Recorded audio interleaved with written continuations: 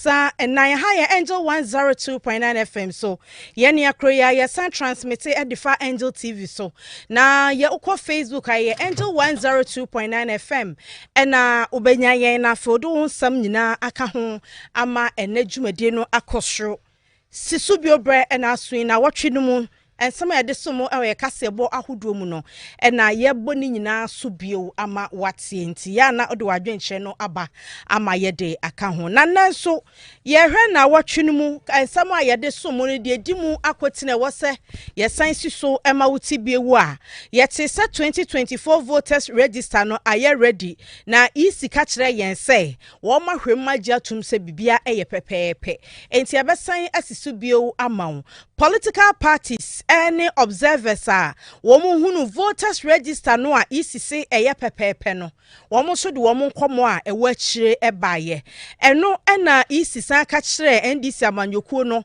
ese ndc sa asem no pene french aso de nwoma na chi na akire womo wo pede wo nwoma num akokosi akire nti isi ka kire womo se obehwe aye ho adwuma ade ni de womo bisa nyina ama womo afei eno achi na yera Alban Bagben ede to Ghana for anim say there is no constitutional crisis in Ghana. Na amanfo dwen say yesi wo aban emasa no miensa ye wo judiciary woni a wo mo hwe atemu so ena ye wo legislature ene ye woni a wo mo yemra ene ye wo executive mampani ni na soafo ene na be de chiefo no ena waka se Ghana fo bi adwen ye o mo se asese judiciary no pese obufo obi aso ene ewra Alban Smana Babena wono ne da wani a wo mo hyemra na no ebe chiechie di onim enti ano so ho sem wo hanom a yede ni nyina ebeba judiciary ni executive no kame akwa so mo pese parliament mum ego parliament ye mre ye judiciary beka bia na parliament ada the executive beka bia na nka parliament na da we ye Alban Smana Babena semo a wodi tu eja enti eno ho nsam kokosi se wo mo komra hye bedwom na nipa e ba ye no na akwaye fa baako na ema speaker ka se ne ontimi ni wo mo nya adwuma nti watu ahyeda a onima no eno ho nsam e wo hanom e na afen so yesan ko ye nim de kotie se na nado danko akufo ado wo se John Dramani Mahama se wo no na nado wa feli enti obisa John Dramani Mahama ensem enunie senyame ya adomo a me be mampani a railway sector na agiegu a ne train ba kokura nya adwuma wo Ghana ha no mema asan aye adwuma bio we ye Dr. Mamadou Bawumia mampani abadi akire ene e ka kire Ghana fo so mbedi ade no na train ye adwuma si agiegu bo basan apagam bio enu enie sa wo se wo bibi papa bi yama Ghana fo a adia ba kwa mode ma Ghana fo agi mudi ye napco trainees ye kan ho asamu ni ani so ade ho papa bi ama wo mo so na mo se ye boa ese agu nkwada no so bosom nkro ntu o mo ka we John Dramani Mahama osofu kira bosom susu nie eno se Bawumia na ye kan na ka bi wakeka na adwen ade a che Dr. Mamadou Bawumia menstrual health education hu hia pa kan kwen no tomra so bedweni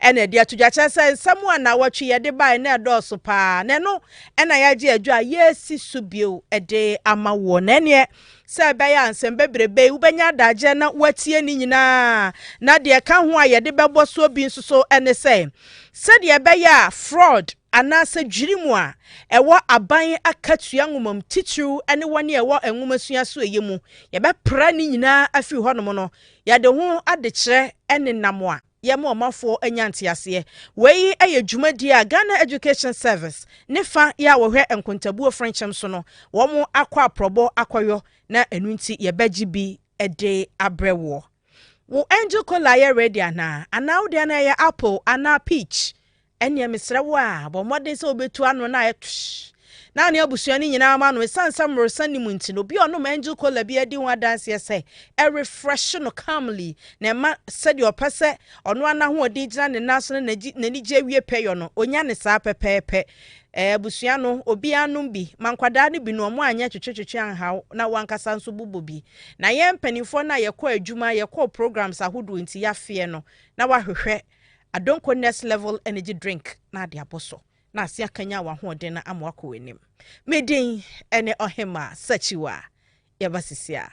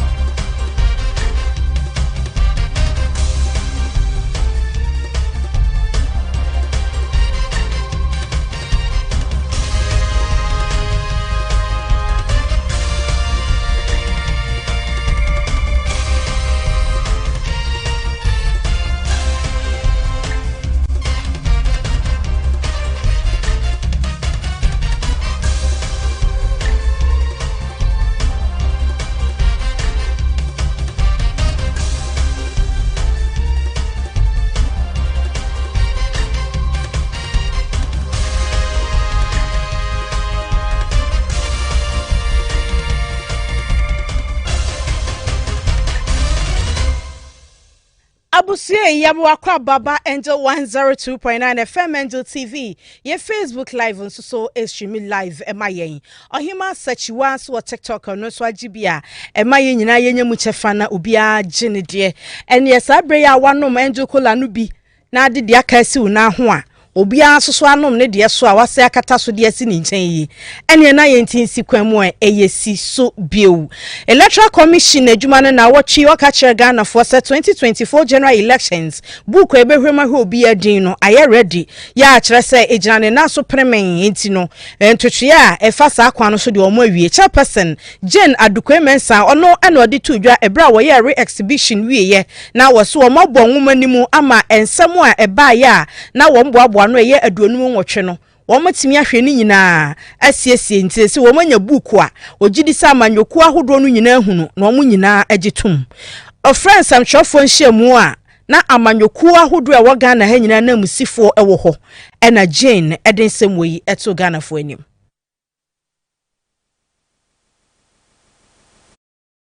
Ladies and gentlemen, following the re-exhibition of the revised Provisional Voters Register, the Commission received a total of 158 issues from registered voters across the country. I'm pleased to note that all the issues have been resolved, and as we speak, we have no further issues regarding the final voters register for the 2024 general election. As you may recall, at that meeting, we provided the political parties with a template on which to report any issues they had with the revised Provisional Voters Register. I'm again pleased to inform you and the good people of Ghana that no political party presented any issues regarding the register for resolution. I'm pleased to note that we now have a robust and credible final certified voters register, which is fit to deliver a credible, transparent, fair, peaceful, and glorious election come the 7th of December 2024. Jane Mensa mania wade bo Ghana for abra na amanyoku ahodo e wo mamu nyina ene stamchofo ahia na wo kyerese book no aye krado na ode ho amane bo amanyoku ahodo no wo mu nya sembia anka na no see ya na NDC for one representative or honom and so ebe mu bie Deputy Director of Elections Dr. Rashid Tanko computer ono na ba ya no se wo say certified and a credible na so ye de da so asem kasa se de wo kasa na mede ma amanyoku awodo no na obi anya ho asem ka no ene ye de ye nka ho mumiente Dr. Computer se de na o kasa de for certified voters register Electoral Commission e ka no. What we are taking is the certified register. But it appears you are holding on to some of the information. Because now you want us to go and then look at this based on what you are talking about. Why not add that to that certified, to make it certified? Because it appears it's incomplete. Because the statistics without the statistics, what you was expected. Because the statistics that you are talking, you thought by now, like the other time, when we were given the provisional register, Madam ran us through, and you took us time to show that this is the total registered voters for the country. These are the people for the regions and all that. And then you will give us a breakdown of all this before we were given the provisional register and went away. Today we are just people to take a provisional register. These informations are not available. So how are we going to talk about the register? And so that we say that we need that information. This should have been the first thing. That should be the preamble, after which we can now go further and pick the register. That's what we're just asking, not that we're just discriminating. It's way a openi NDC amanyoko ni ni so nkoje omana mu ewo yisi nhyiamu no ase a o Deputy Director for Elections Dr. Rashid Tanko computer and was say dia wodi breye no fa ketuwa bi ena sese wakoka bebire abom ena wakacha Ghana for say yanka ho asem bi anti age adi ena sa na ete ade aka kire no fa ni nyina bra ne enwem na se ya twera nwoma na de nwoma nanim ebekere me se ebe kan firi ba akwa kosi aduo wotwe efe di kan no woni omudin efiri A kokosi AZ ene beba de atoso mienu e B kokosi BZ ene beto aso de atoso 9 eye woni omudin efiri C kosi CZ ene beto aso na megitum na enu ntu ka se edin e wo mu nyina mahu na magi atomu a ene na asa de opese ututu anoma ho de ba bekere mbisa msa aboa beni eti se opese no krasam de di no obi agitum de a ene ese de ade ne tie no mo obi anhunu se de mutie enwoma nankasa nkasa eda honom a A to AZ no edin dodo asan ne wom hwan ne hwan din hwan fu hwan din na akọ hwan din enti sa de ne entimi ma ntutu anoma ho mfa nkire Ghana fo nyina sa na eno na director for elections ma MPP Amanyoko ne Evans ni mako ya wono soso ekọ adwumadie ya CBA eba ye no be kyerɛkyerɛ emra bi a Electoral Commission adwumako no ede ye adwuma wose wode ye adwuma nko ade a ene ebema enna ho ene ntiase aba owie ye no se ni nyina mu no beka sa Electoral Commission adwuma no wabone ho modern. I was touched by the opening prayer by the Reverend Minister. Madam Chair, when you opened the meeting, you said it is finished. John 19:30. For us as new patriotic party, we put that in CR81 as amended. Revelation 27:4. And I read, the Commission shall make available a certified copy of the register to the registered political parties, i.e. New Patriotic Party, and any other person that the Commission considers necessary, i.e. independent candidate, not later than 21 days after the register has been certified. We have received this. And we hope that from the last engagement, 15th of October, the revised register was 18,772,251. My issue is I don't know the margin as we have on this final certified register. It's way yera nimako ya MPP Amanyoko ni ni se onkonko gina wo mo anemu eno no so de hu ye odenesem etudwa no guso etiesi so bio efri Angel 102.9 FM so sanso ena ye nam Facebook ana ye ohema sachiwa rekona so betimi aka ye ho a na waba TikTok ohema sachiwa fo adwenche nyina to woni enkan ni nyina enka ho ye kwayanim Electoral Commission adwumako na bra NDC Amanyoko edene sam to dwa wieye no ene obeka kire Ghana for any NDC Amanyoko no so onka na koma entune yam de oka ye nyina no krase de fa bi kire omo na so omo so omo hia ni nyina won be ne sa pepepe ede amomo se de be ya obia ebenya ne ho ntiase chairperson ema Electoral Commission adwumako no kire a wo say certified voters register na oka ye say ye credible no no krase omo ye ho adwuma nyina na womfa bibia eye kana sichi bia nhemu eti de NDC Amanyoko bebisa bia no womu bebisa ede ebebie mu ede amase beya entiase beye adwuma yetie Jan Mensa summary of the register waka say obehwe no aye ho adwuma ede ama NDC Amanyoko no. Put that on record. So it is your request. It does not make the register not certified. And so it is, if you request that you want a summary, that's fine. But this is something we've been doing for since time immemorial. And we've not added summaries to it. And this is not the first time. In 2019, we gave out the soft copy of the register. In 2020, we gave out the soft copy of the register. In 2023, we gave out the soft copy of the register. And it did not have a summary. So the fact that there's no summary does not make it not certified. The register, as you see, as you have it, is a certified true copy of the register. If you choose to return it, that's your prerogative. You can do so. And this is a request you are making. It is not binding in law. It is not binding in law. And this is something we've been doing since time immemorial. I believe from Mr. Tete, who's been here since 1992, they've never given a summary to anybody. So if it is your request today, that's fine. I mean, we are not obliged to give it to you. But I think as a commission that believes in transparency, that accommodates and is responsive to the needs of its stakeholders. It's way a Jane Mesa and our trade said Yentia or better the NDC for her now. Why any Sama woman?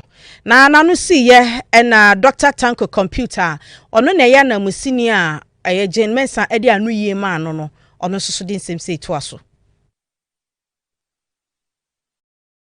Is that how they satisfy register? You just dump a pen, this and hard drive to a 2 terabyte and say that's a satisfied register. Have you seen the content of it? The last time they gave us a hard drive, we checked and there were a lot, almost 1,000 corrupted files. You saw it. They even said it. By the way, they are not generating missing voters list. What are they talking about?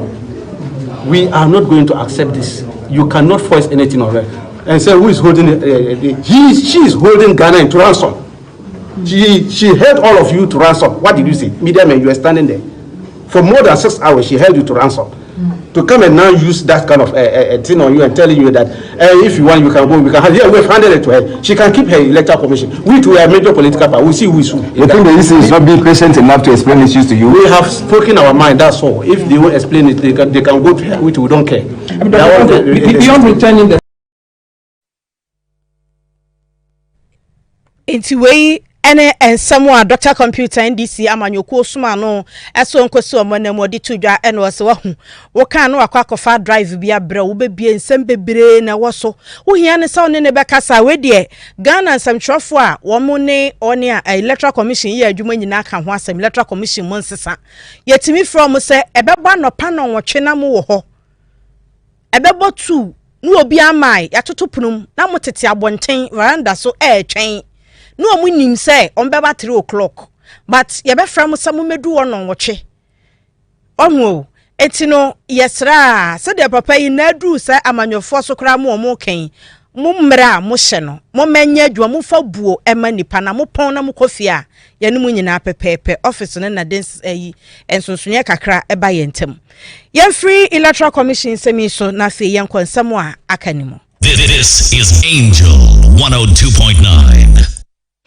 Yantu aswa na yetiesi parliament nkomode ayetenten enyemra wo mo hye na mom ensesaye ne sachaye bi a ekoso honom ena ma mo kasa ayetenten. Speaker of Parliament Albansman Ababe na dia to Ghana fo nim say ya Ghana fo bi adwen say oh parliament we dia agu ana say bi ankeka wa bi aba ho a ye hyehye kura enye yie ena so oh we eye bibi kakra bi adwuma ye bia no ne ma ti say timi ba ebi nsi da mpo no a entrese ye bibi eboro so bia. Speaker of Parliament at this asemi ba ya na ejina Supreme Court ruling na ode ba ya bagbe na wote na dwom ewo Parliament ayan hyehyede na Supreme Court so wo boasen ye kire eno no wo kire say emra wo Ghana ha ne amanyoku a sa nipa nan nyina firi mu eye MPP no ekasa se opa ho achi se amanyoku no a ode ba ye no wa firi mu a ene na automatic wa firi Parliament ebasa no a wo momra ne kire se den ho no ano nyesa ade kye a yekoto so aba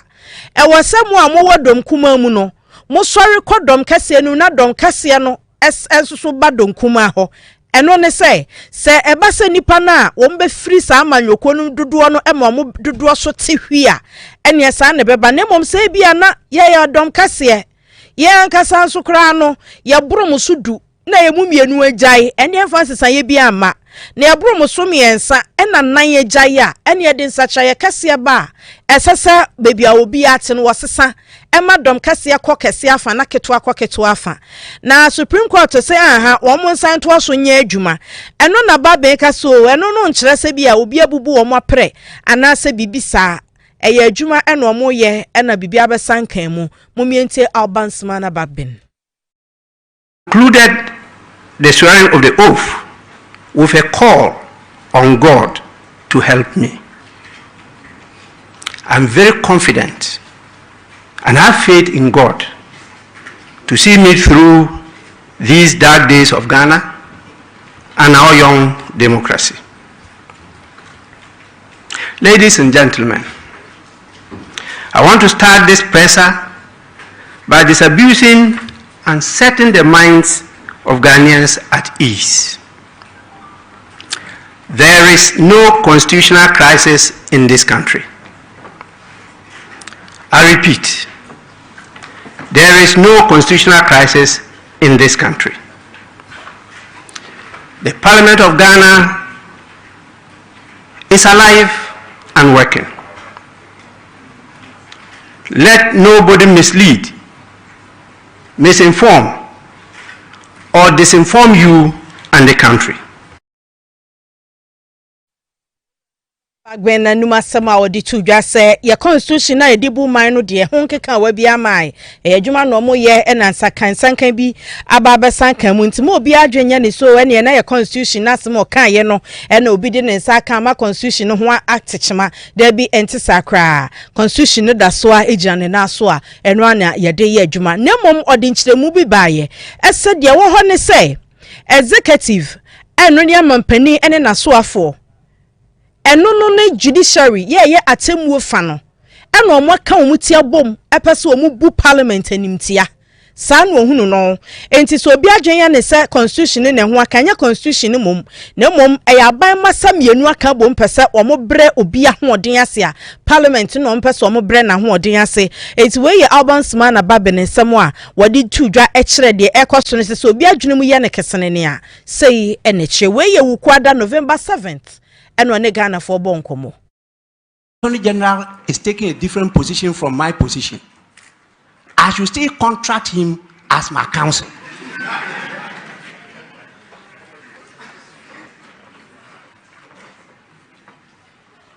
I will leave it at that. Because I'll meet the Attorney General and I'll tell him my peace of mind.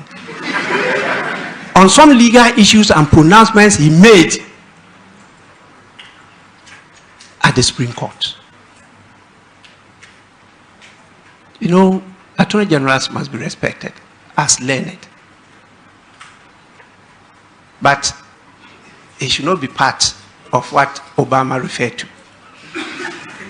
Not me. It will not work. Number 4.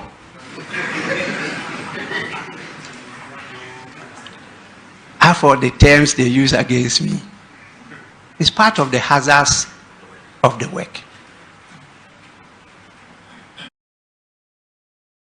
Enti we nyina ene sedie albansman na babe na ohunu Attorney General se kire no so a ne dwantoafo ene Attorney General ene osi gina Attorney General dane no enti se bibini a ho no obekọ na se Attorney General ye twatwene bi ato omo ntamu a omo ntamu ngo na so e wo se Attorney General no nkomo omu bu no esan se oye learned colleague nti na ne ya wo ye ama akwa bibia wontu ohia no a 1-on-1 onimde obeka kire no eno na abansman na baben editudwa leader ya wo NDC caucus in parliament ene Dr. Adoma Forsen ono so ba ya no se MPP fo anya de krakrakrakrakra ye nyina ya krafie se ye kwa adwuma parliament akoye adwuma namba beduru akwantimfi amakwa akope ba bi ya hye enumtin mo amadwom ha ama ya anya adwuma enti sanu amo ama ha me amaye adwuma na ba mo ba ye no mo ba ne sen enti ato Forsen de no kwasem nie wose nani anye ho kra na no na speaker abansman na baben wotu nanamon na owieye no wode tu dwase ewom se wo mkokotena ase no ondo oba sa oba adwuma na se de ato Forsen kan se wo mkokotena ase na nipa ni bia ama no ono so ne fa ba ko pentimi nya adwuma etina wo se otu asetena no konkon ho na omo amai so omo pira so omo yamutu se de enti na omo ama wonim no akaso tipaye de aya nansanti nansanti ebesen aba ena wonim bebi omo kobi kura omo atukwan omo kobroni krom onim de omo wo onim bebi omo afa obi ya ankra no akase ebebe ochena na so ochena na afa no omo obroni krom no omo maaya na ochera omo ba hia santi ono no wan hyada sanso onim de asi abi mu ama enti wose ene on hyada watu asensen abra yenim da ombesen aba.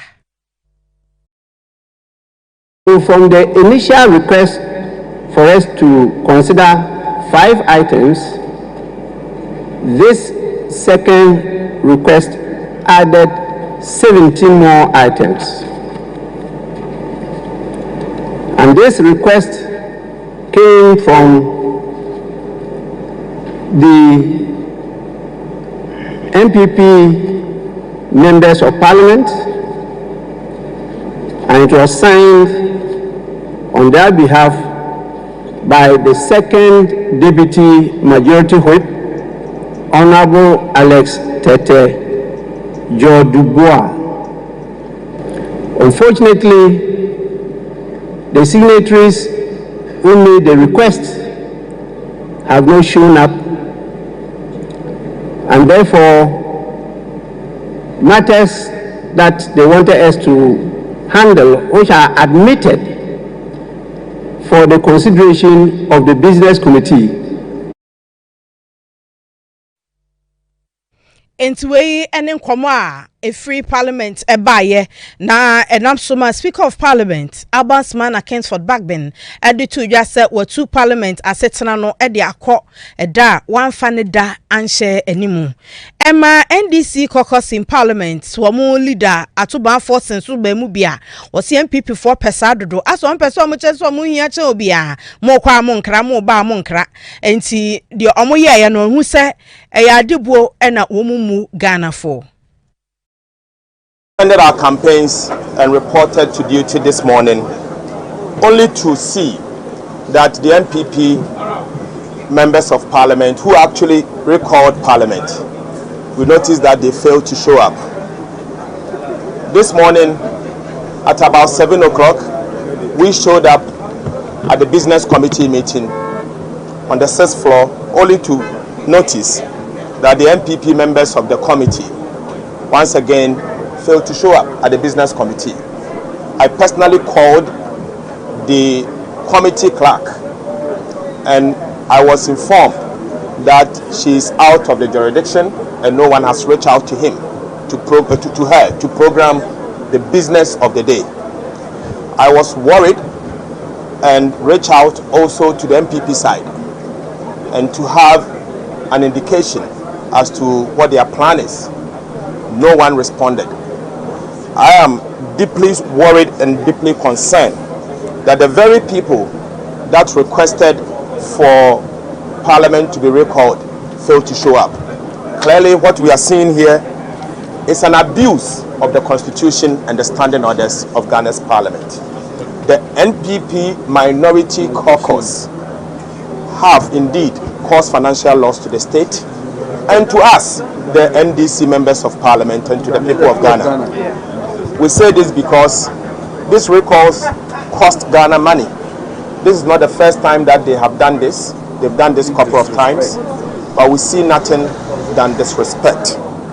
We call on the people of Ghana to see the behavior of the MPP and punish them accordingly. They have certainly, everything shows that the MPP are tired, they are fed up, and they are not ready to work for the people. They are ready for the people.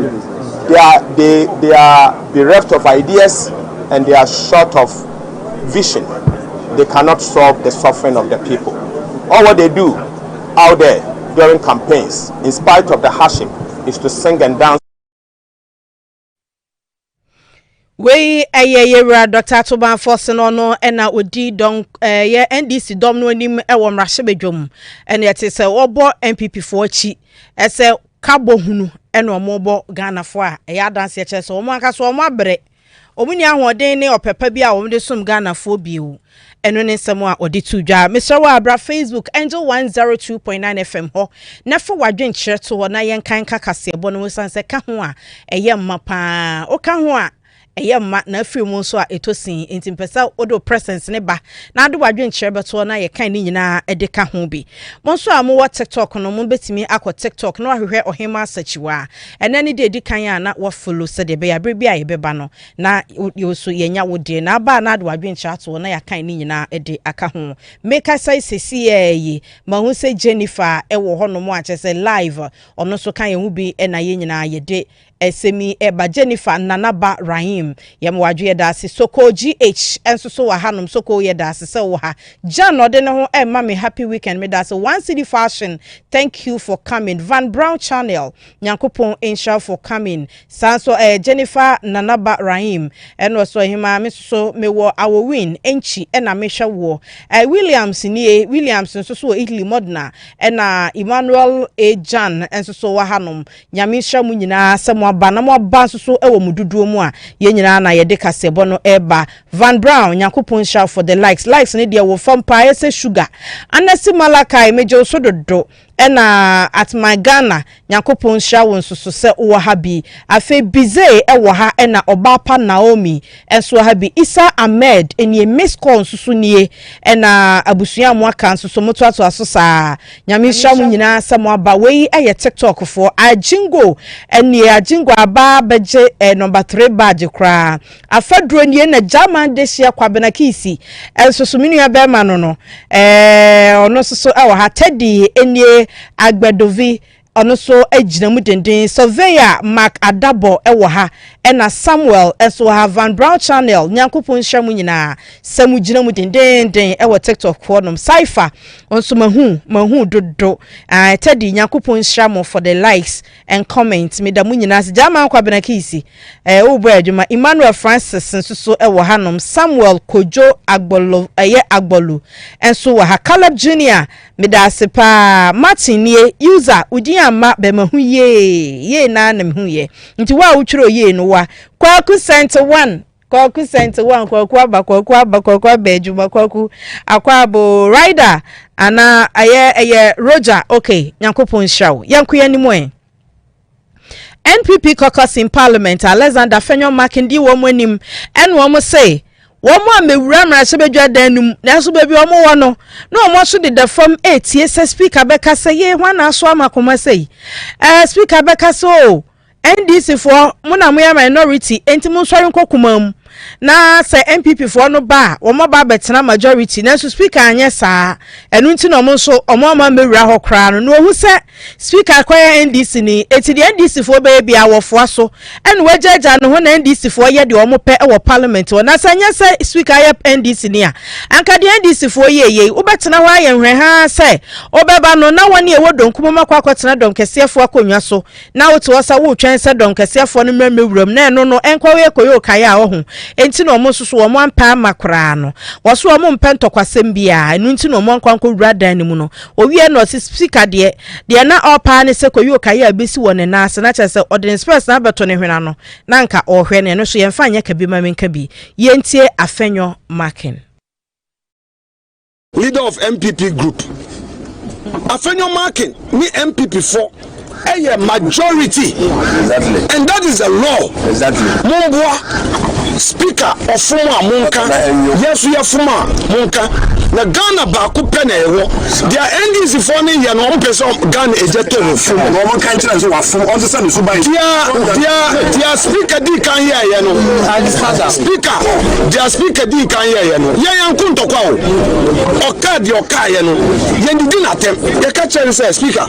Wo dia waka. Ya di court na court ebia asem court edi kan ebia asem speaker say on ti ase of a lawyer a lawyer no court e ko kasa ma on speaker said there be the Supreme Court kan no wa for I Supreme Court afom Supreme Court ebu di asem no Ghana nyina hwe TV na Supreme Court aka said there be speaker enye wu tumi na obetumi aka say obi seat we declare vacant enye nti asem no eda yenu asem no so beda na wo ya we nti eba no say na say wo be kasasa we Alexander Afenyo Makin your MPP caucus leader eneti sode enibre kasa no na eno na asoka adanse asoka mrahye bedwani so ba yo ne mrahye bedwafo nsɛmtwerɛfo bedi nkomo a wo se the speaker no illegal ebum etiamra so people who are coming to the room there, minority and the majority will constitute the composition of the House in its entirety, which never comes in there, provided that we have enough to constitute the business of the House and then start business of the House. We should do it. So even if we had 99, which is 1/3 to form the quorum, it was for the Speaker to make the announcement in the House that his ruling has been stayed, has been overset. Accordingly, minority back to where you were, majority back to where you have been. That is the simplest solution that we're talking about.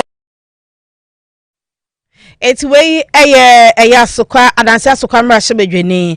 Asin Central mrashebedweni Kennedy or Hine Japan Subemubia, what the two Union Parliamentarians and him said, one may be Bianco from Boko, as I abewan anteno. Now, one muama yampeja Ghana, no queni munansam truffles with the Mubehuno, Monkane Sapepe. I believe in Ghana. With what is going on in Parliament, it's not good for the country. I have advised my colleagues from the other side that look, assuming you win the incoming election, would you get 2/3 of Parliament to take decisions? And they all said no.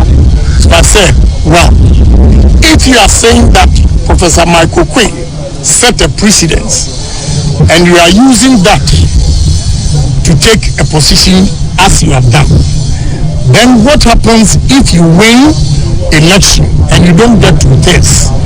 Do you expect MPP also to help for us to rule this country? Don't think it's only MPP.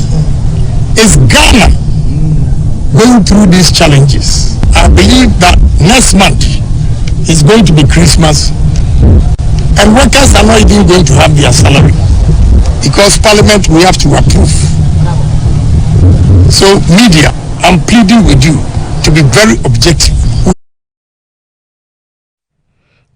We Kennedy or Hine a Japan and I say wadene some etuja we was signed be a man some short for say womoso enye womo ejuma ye ugusuti Angel 102.9 FM share Angel TV ye Facebook live on so demo amanfo do omadwenche aba na ye bekan ni nyina TikTok e yo hima sachiwa I honso ye kan honsem nyina edema. This is Angel 102.9.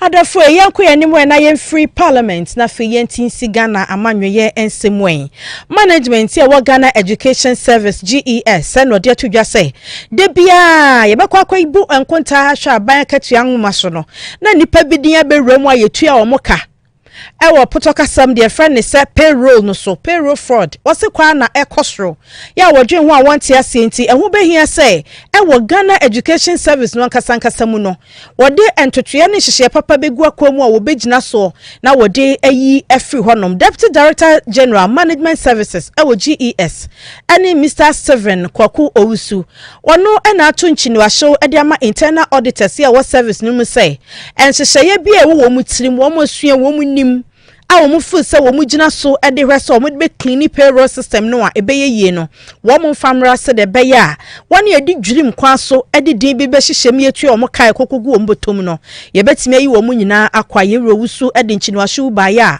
na a 13th annual national conference ya Association of Internal Auditors eyo e wo Ghana Education Service FM a Cape Coast e na akokoye no na wo de nanan e ne di sa adwuma ye tifia samu na eda so ne say the internal audit, an essential tool for efficient management of resources in GES.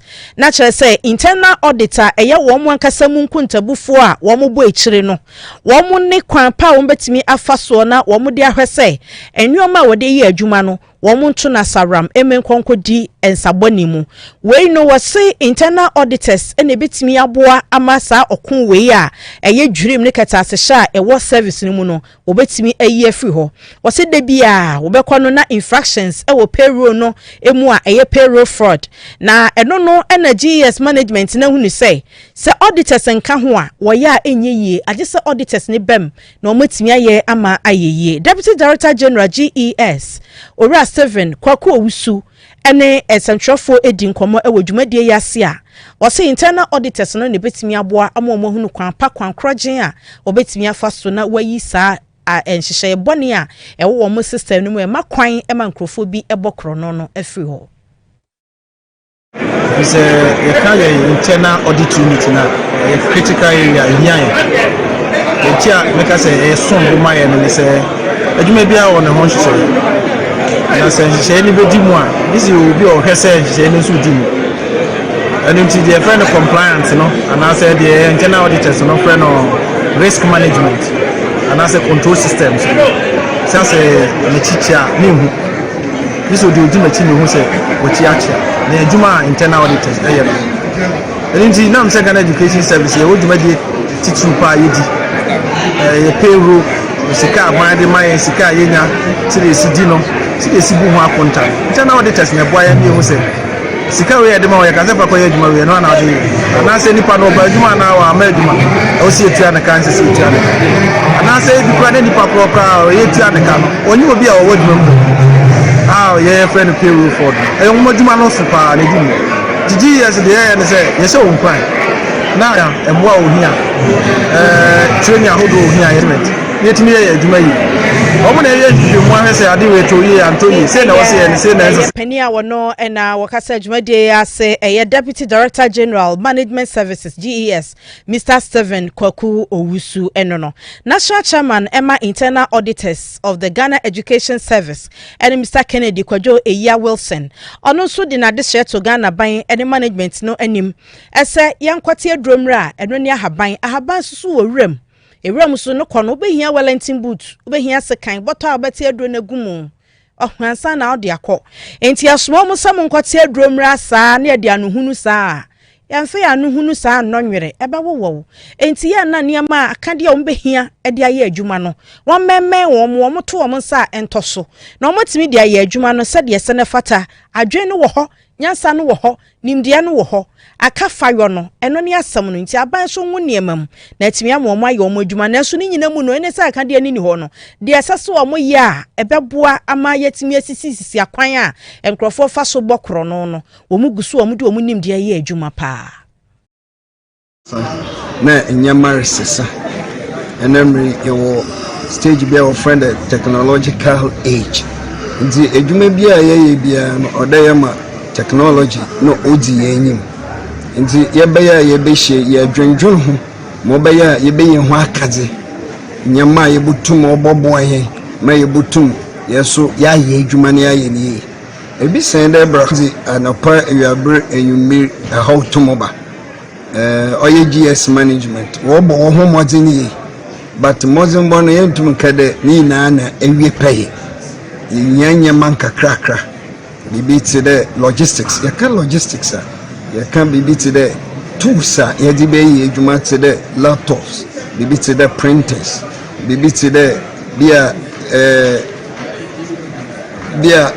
adibia obotuma aboyen ma yebotuma ayeden yakoye nim for the world of technology because nyama bebre retwam nkrata wadi adwuma na adai adwuma no bebre ma ya electronica se ma moboro newest term or digitalization ni na no or that we need to come up to speed with it mobaya yebutum na yaso yama ye adwuma no akoye wenyim before wo bay headquarters internal audit agency institute of internal auditors central regional ministers rep regional director internal the etitiru full bebre utum waza boy nezi yaka was wood headquarters because say ye adwuma na bia de bia one more refresher training na ntuma nsua ma abado a wadi ye adwuma no cheda o za agenda da na e wana na de bia ask for more nti wogudo a wo ye a ye koye nyimi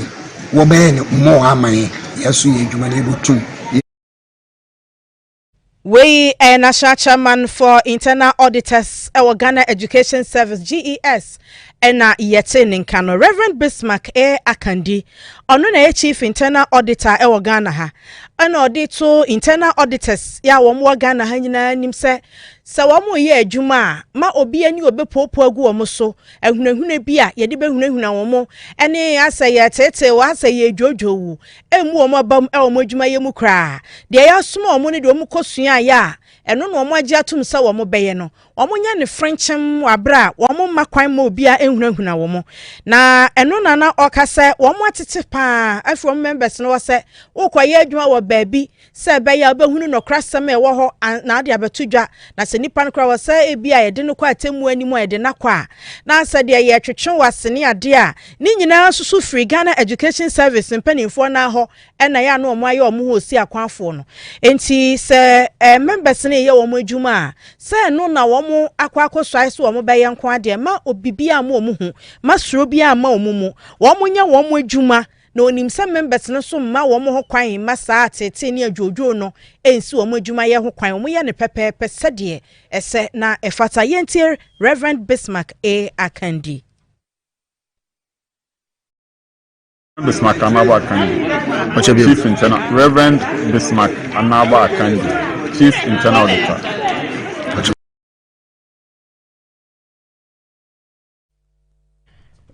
We Reverend Bismarck Akandi mo fancha yense yensa ankane no yabasan akọ ne akwakobosa nsa ne de ne hia echen ni nyina na yede ni nyina abremo we Ghana Education Service said ye omkohia wo Cape Coast na woni internal auditors epekon obefa so ayi akromfo afrimu na yekokotie ye no afei yenko ensamfoforo mo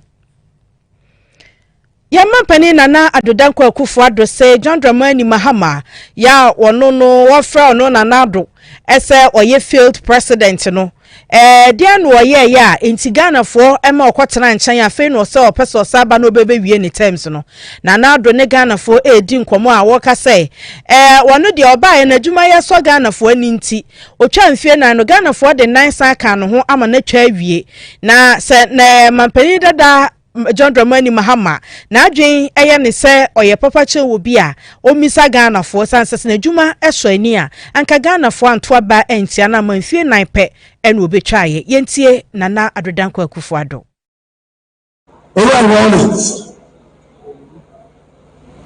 Ghana fo mo no kwan mo tumi fie ko be ipele John Dramani Kufo onisisa Ghana from on quite if I ever flew a community, a premium. And another Banco Kufo and so Ghana from on quite more on the floor a premium. Oliver Bakupe, Oliver Bakupe, and the Ghana for unknown. I'm on the quite so before community premium. They are one-term presidents. If the Medjumano saw me, Medjumano saw a need, he failed as a president. It's a man of time, I'm not a sure for that. And no one there, when I was young, I was saying, or Papai, and the other. What is he coming to do, which he could not do in his first term? I said, on the policy be by for the 24-hour economy. Because you can know, now be some more. If you know the 24-hour economy, or 24-hour discotheque. Discotheque, you never blow my mind. Oh, 24-hour production unit, and and our mama catcher and said, oh, we do about 24-hour economy. Enti wei ene someone anado danko akufo ado editu dwa na yemapre nanado okasa no se ewo enwuma kase mienu bi ewo atoyemantamu a onim se enchebia wo mu bekọ akọwie ama omafo a wo ho no wo mu ahunu na manyo na manyo a obaba ye no so emfaso na nanom hemfo asofo na afenwuma ko mpanimfo ko ho nyina omo soso odito omo nim se obi abehunu n'adwuma ansa na wamanimu so afiri akonwa no so. One or two important projects. I'm in the Hosea and I'm a time now. I'm a interchange Wokuma, Takrade. Restructuring of our debt, but that is over. And the finance minister is now making arrangements to complete the payments on the interchange, and the interchange too will be done.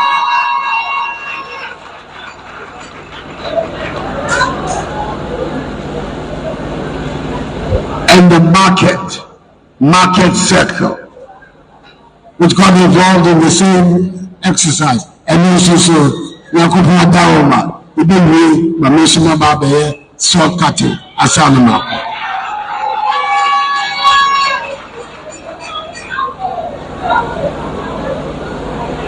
It's Western region.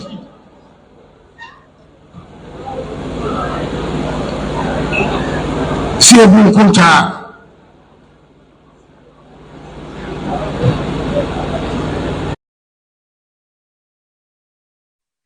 Nana Adredankwa Akufo-Addo Ghana mampani ena yekotie ne samo ne omanfodi ehia wode to wo mo animu no yegusua de ensempa ibro efre Angel 102.9 FM Angel TV nsoso saa oba Facebook nsoso a abusuafo no bi aye card wo ho no mo a kire se enya asem keto akra wo ho enche bi aye do mo adwenche ebeka ho na ye de akoyenim enti nso koso enefo adwenche bra na yenko yenim saa ai mahu se abake wa ha no so hima metimi enya wo number aba wo hwe live stream no a ubehunu wo honom wo se enya 15k like kwaku sent one day wa kwa homa so mani pa Teddy Agbadovi and was say you failed as president. Oh okay me na wo yada sinyakupon insha na de wasam de yenkanwe na trending videos hub enso mahu se wa join ye nyakupon insha wo pa me na wo ni kwaku sent wan bo nkomo wo hanom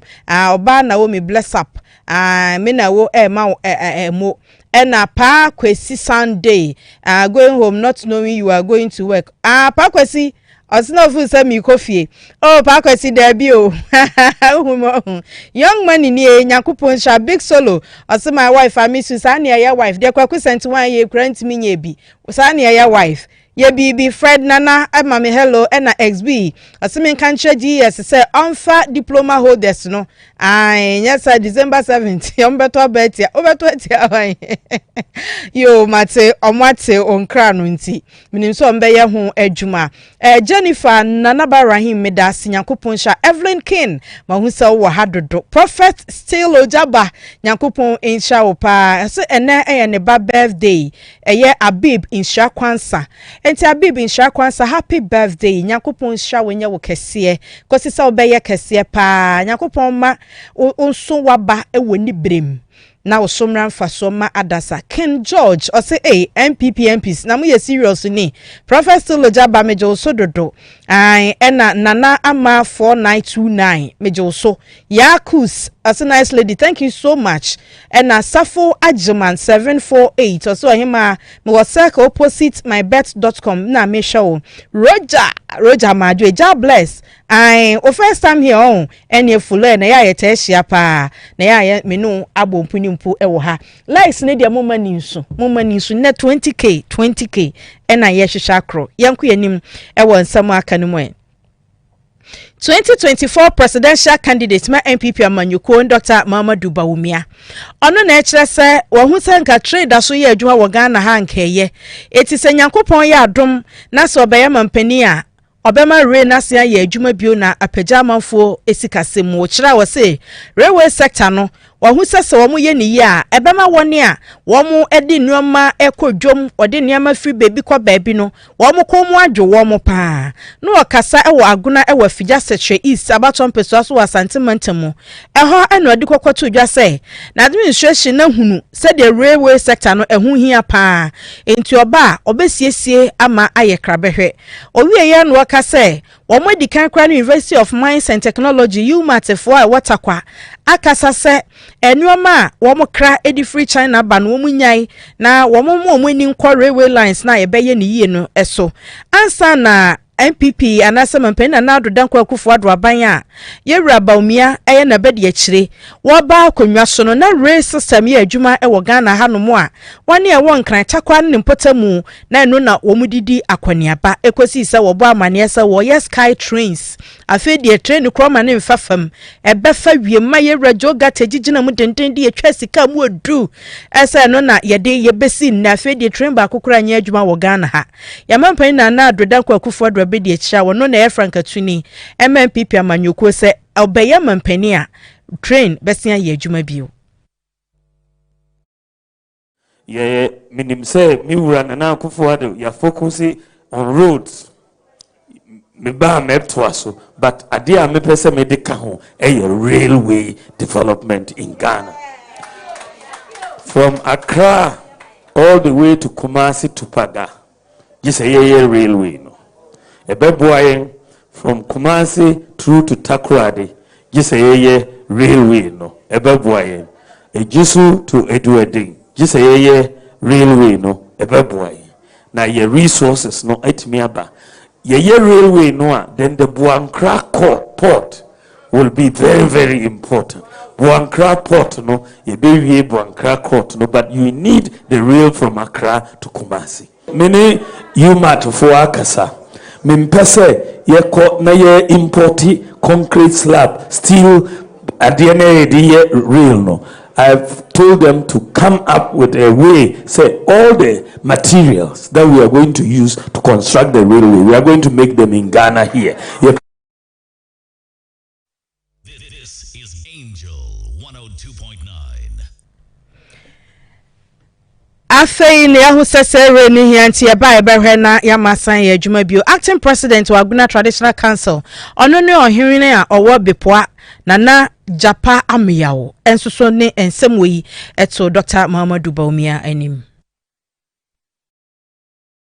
say munyina mujitum sa ahobrase die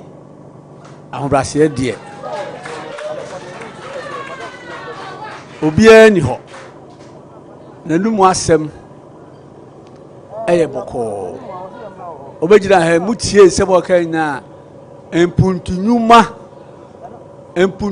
said odiga na bekwanimu ene nko a na woka sebo nto ababa me kroka kitwa ebile tu ato monto ababa me eye kitwa ebile tu ato empuntunyuma Ghana koso ena oka ho asem na ensema waka no no kredi jame say yebu bie nya kwan kwotsa broche da but asibe waka no nyina no nyina it is possible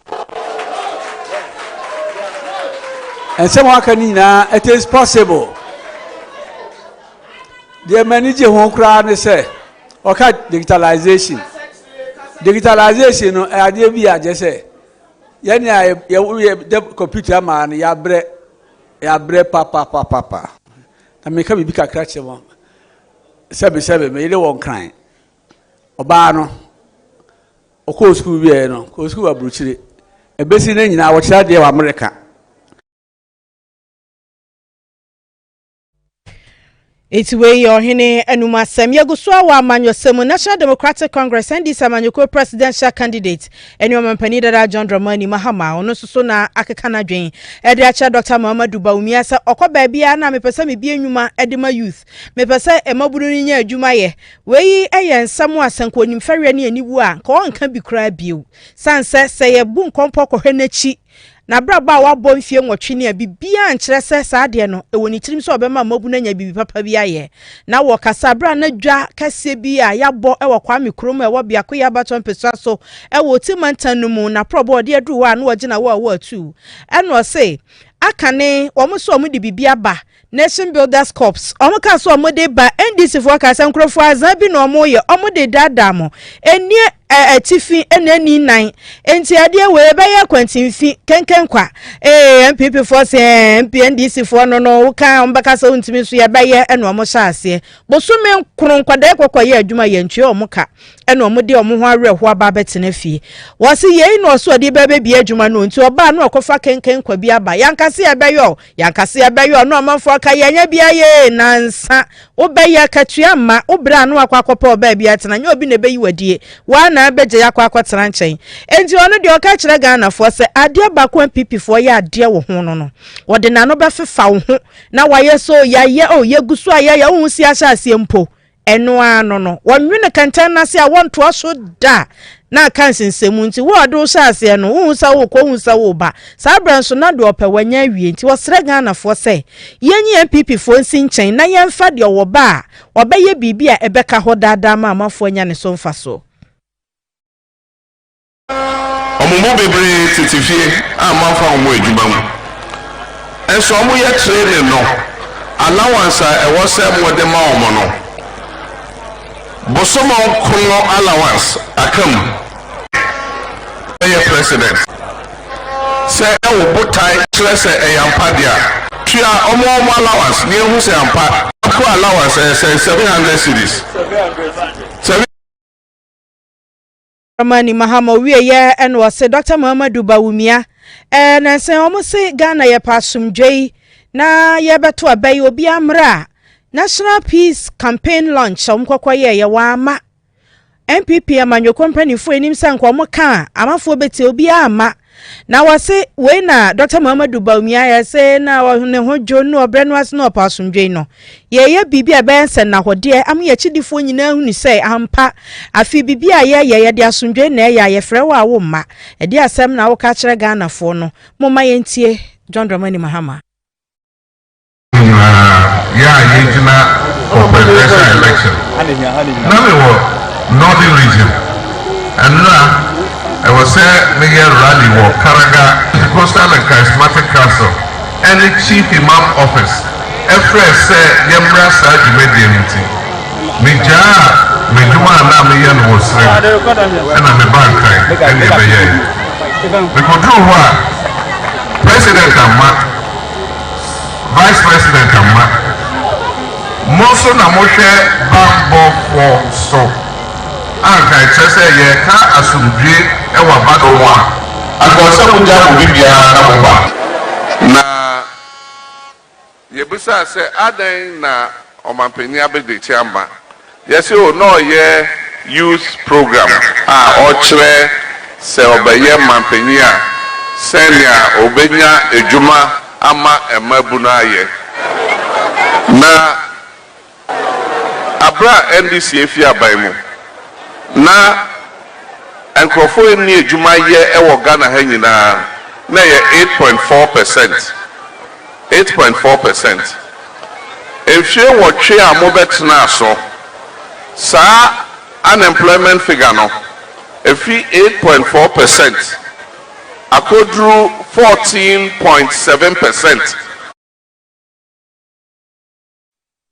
We John Dramani Mahama smodi tudwa edefa asumdwe a wope ne hyehepa wo magana mutichu wo abatobre mu ho Utie Angel 102.9 FM Angel TV Facebook Live na fi TikTok ohima sachiwa I see you all mo amabani nyina KK Black waku Black me wig ni so ye ma me why waba also ohima I'm here akwa aba KK Black me da say like bebre abake policeman sees a truck fully loaded with railway lines also oni police fo bi kokwache truck yasisa railway lines no ediagum na ye che ya na robani ni friend boss nti wati mu de besie DJ Love was a friend Florence or Kato Bekum Kato na ohwen DJ Love me da se pa 29th Easter Cecilia eni ni nua kujo womo ye nti me giri se eye no me no behia ewo ase 29th November ya me birthday no ye besiri womo ye ho pena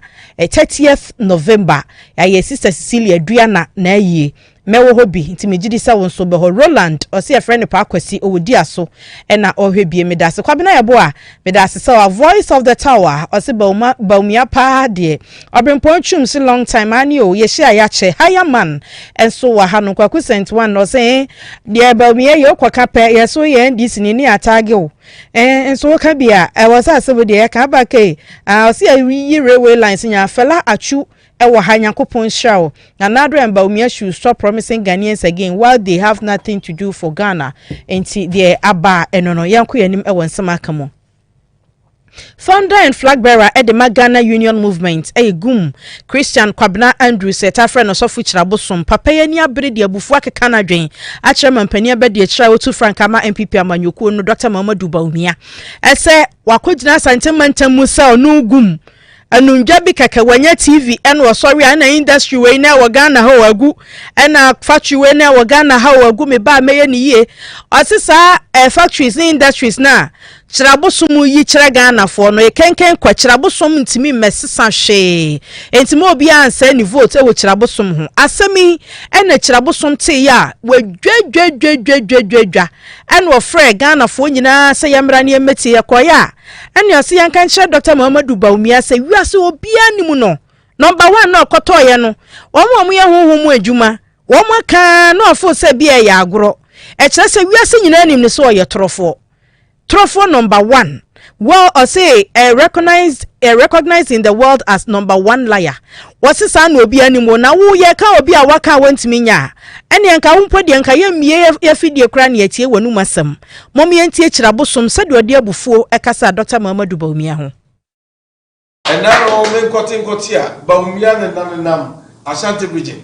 Could be no so put Rabosum and we yin yema wu TV so ba wuntimi nye wuntimi muamo wa duneti sentetia ba omi a wa duneti sentetia kite wa sa gidi kura mpo chese wo de trofo kese a wo ewiase ba kono eti why do you have to do that me de on pen wasema on pen ba binfo no do sem ba so a me ko nti say you know e say oni dancer ejem wo yakola unu ba bia o ti ase enti no sese no ade a ese enti ase ne se enne tumi bi abedi wo musem ne so mo timi nya sika no mo de ko mo nim ya dade a wo mo kan wo se do mo twen ho na me nya tumi a me chum nyina ji wo mo japade nyina fi wo nsem ya dia mo ma ne se o ma ba wiae o mo ya krofo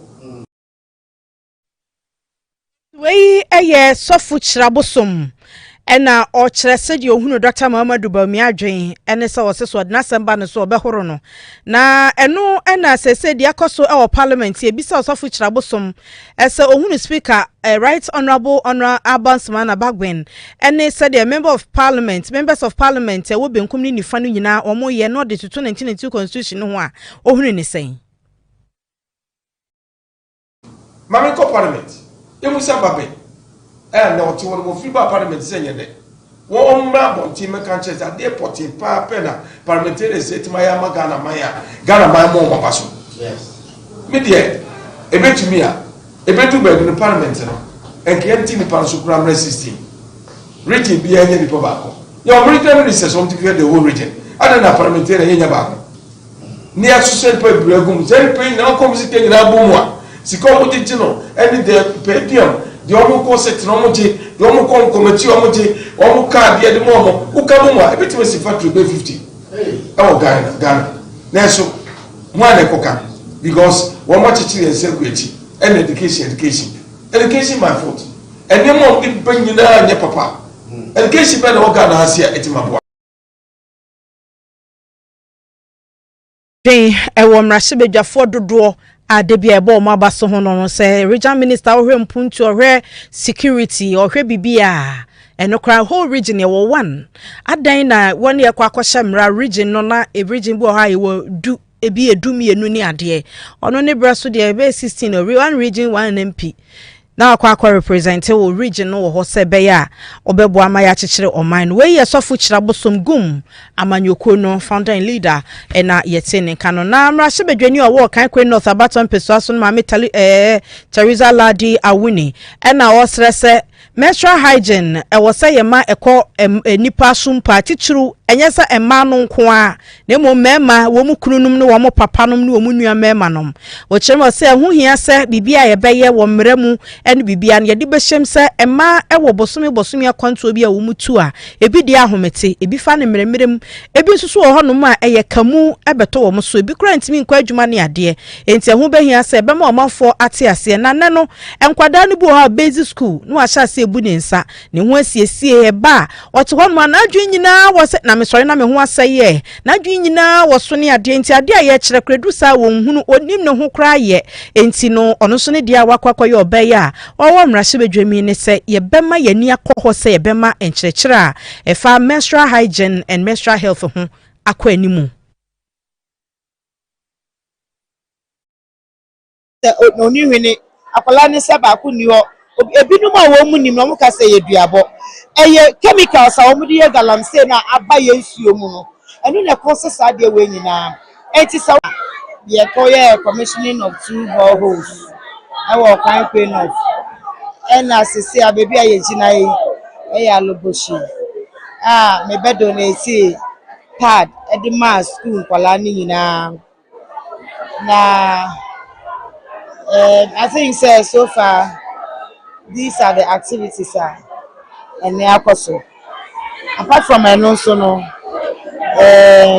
somewhere classroom block is here GMPC never seen or mobile. We Rashibedweni owo Okankwe headmistress owo Alogboshi 2 basic school Mrs. Joyce Nana Simmons and a J Pata mami di komo mo oni edi nkomo. Since there were a lot of challenges with menstrual issues.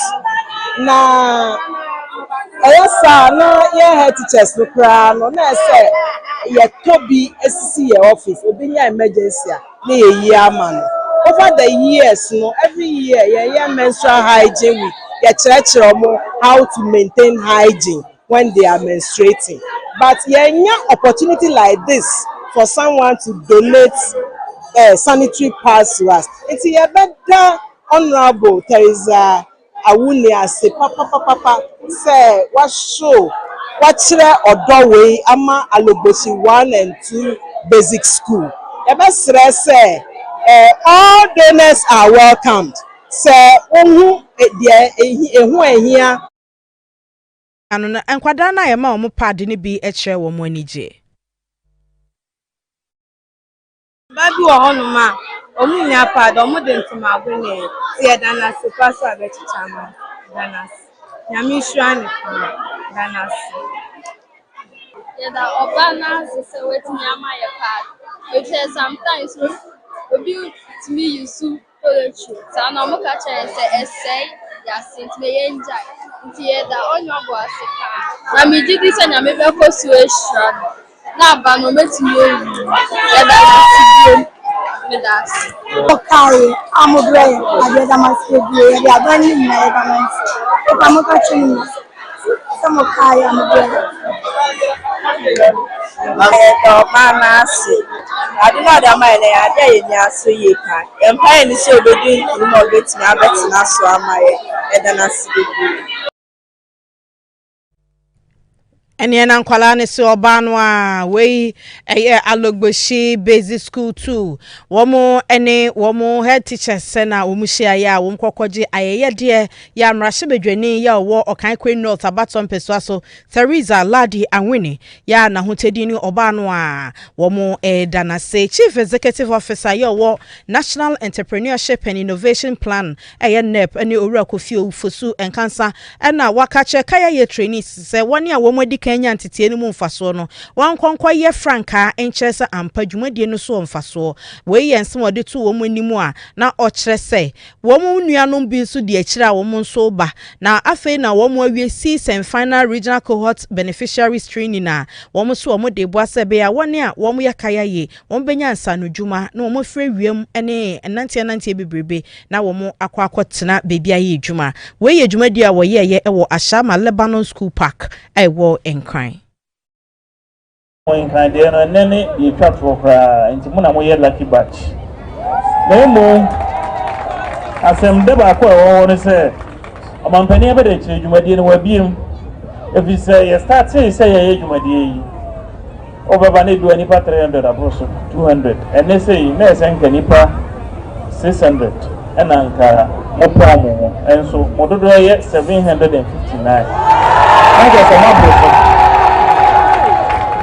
Enti amampani yo oba time amampani be de kire yo oba time Ghana mabunu especially omo mu ni bi e won sem ehia ni nti no wo say ensa no dwuma ya me de ba yi akoyie pa yi nwa ma aka yi no. Etiwei eye Chief Executive Officer Kofi Ofosun Kansa na yete ne nka no na mame Ajia Hindu Ibrahim official aduoso a obeje ntitie yi bi ensam a ono so di tu dwani. So mi eduma na mi se mi nya mi sa na eduma. Ti mi think say ba mi abie baby a esu eduma no. Am hwe say ma me hwe mi age. Me ba besua. En Naija me so me ba ya ma besua eduma no.